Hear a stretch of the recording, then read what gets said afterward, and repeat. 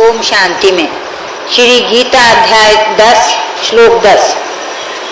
तेषां सततयुक्तानां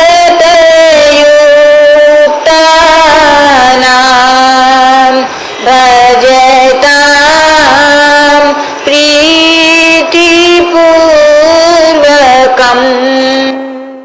ददामि बुद्धियोगं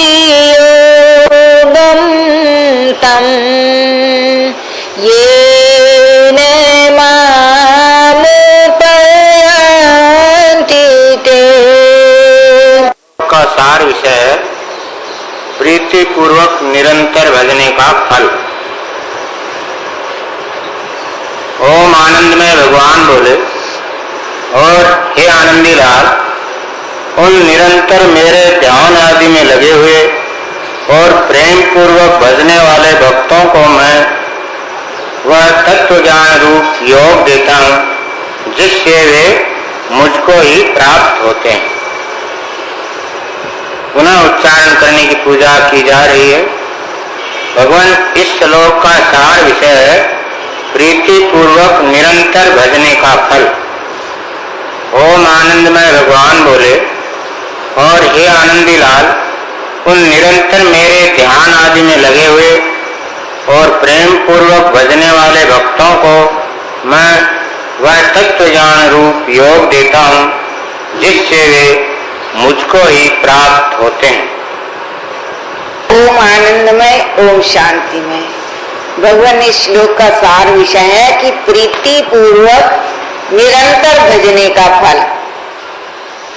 जो श्लोक 9 में भजन करने का प्रकार बतलाया कि वे मेरे जो प्रेमी भक्त हैं वो मुझे किस प्रकार भजते हैं, उनकी संतुष्टि का, उनके रमन का और उनके चित्त को लगाने की क्रिया का वर्णन किया। तो जो ऐसे प्रेमी भक्त, ओम आनंदमय ओम शांतिमय, भगवान इसकी जो श्लोक 9 में बताई हुई विधि के अनुसार मुझको भजते हैं, उस प्रकार प्रीति पूर्वक निरंतर भजने का उनको क्या फल मिलता है। ओम आनंदमय भगवान बोले कि हे आनंद निधि, उन निरंतर मेरे ध्यान आदि में लगे हुए और प्रेम पूर्वक भजने वाले भक्तों को मैं वह तत्व ज्ञान रूप योग देता हूँ कि जिससे वे मुझको ही प्राप्त होते हैं। जो हर समय अपने मन को ओम आनंदमय प्रभु पिताजी में लगाए रखते हैं और अपने प्राणों को धारण करने का उद्देश्य यही बनाए रखते हैं कि अपनी जो जीवन यात्रा है प्रभु पिताजी के विधान के अनुकूल ही चलानी है। और ऐसा करने से जो उन्हें प्रभु पिताजी के ज्ञान, उनको जो प्रभु पिताजी की दिव्य शक्ति का परिचय मिलता है, अनुभव होता है, उसको आपस में जनाते रहते हैं, उसी में संतुष्ट होते हैं।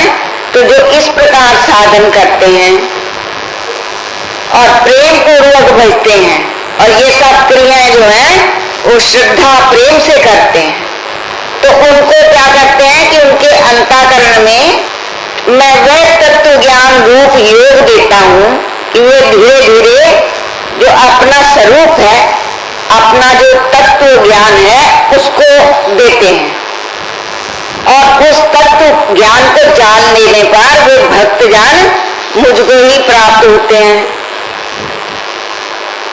ओम आनंद में भगवान बतला रहे हैं कि उन निरंतर मेरे ध्यान आदि में लगे हुए और प्रेम पूर्वक भजने वाले भक्तों को मैं वह तत्व ज्ञान रूप योग देता हूँ, उनके अंतःकरण में ऐसा ज्ञान देता हूँ कि उस ज्ञान को जानकर उसके प्रभाव से वे मुझको ही प्राप्त हो जाते हैं। मुझको प्राप्त होना क्या है कि वे इसे भली भांति समझ लेते हैं कि मैं कौन हूँ, क्या हूँ, मेरा क्या पद शक्ति है, मेरा क्या प्रभाव है, मैं कैसे संसार को उत्पन्न करता हूँ, कैसे संसार में व्याप्त हूँ। किस प्रकार संसार की स्थिति है और कैसे विनाश है, इन सब बातों को वे भली भांति समझ लेते हैं और फिर सदा के लिए मुझको ही प्राप्त हो जाते हैं। फिर उनके अंतःकरण में ये अज्ञान नहीं छाता पुनः कि ओम आनंदमय प्रभु पिताजी कोई अलग है, जीवात्मा अलग है और संसार के जो ये विभिन्न भूत प्राणी हैं ये अलग हैं।